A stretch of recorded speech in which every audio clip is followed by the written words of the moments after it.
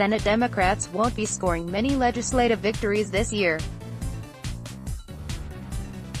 So Wednesday's win on a joint resolution that would upend the effort by the Federal Communications Commission to reverse Obama-era regulations on net neutrality was cause for mild celebration. A key question for anyone on the campaign trail in 2018 now will be, do you support net neutrality, Sen.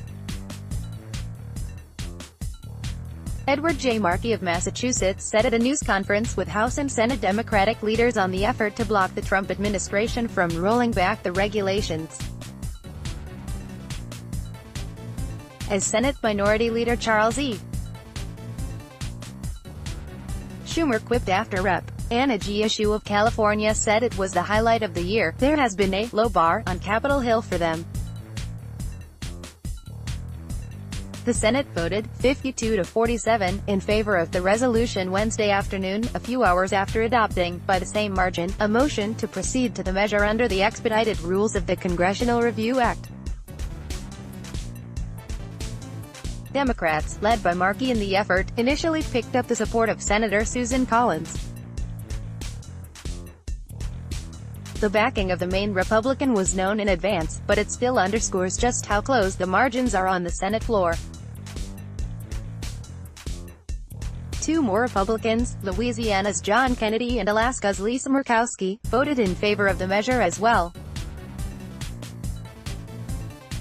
Kennedy said he had spent more time on the net neutrality question than many others pending before the Senate, but he had a rather simple explanation for his yes vote, wanting to ensure protection for people getting high-speed internet service in areas without competition. Basically, 1/5 of all Americans and Louisianans don't have a choice, Kennedy said. This vote comes down to one thing, and one thing only, the extent to which you trust your cable company. I believe love is the answer, but back in Louisiana I still own a handgun, just in case. And I just think that there should be a free and open internet, Kennedy told reporters. Senate Commerce Chairman John Thune of South Dakota, who led the opposition to the Markey resolution, said in a floor speech that the appropriate remedy would be to enact legislation through regular order. He said the new FCC rules that have been adopted would revert to the previous light-touch regime of regulation, disputing the fears of Kennedy and the Democrats. I would tell you that on June 12, after these rules go into effect, that no consumer in this country is going to see any change from what they see today.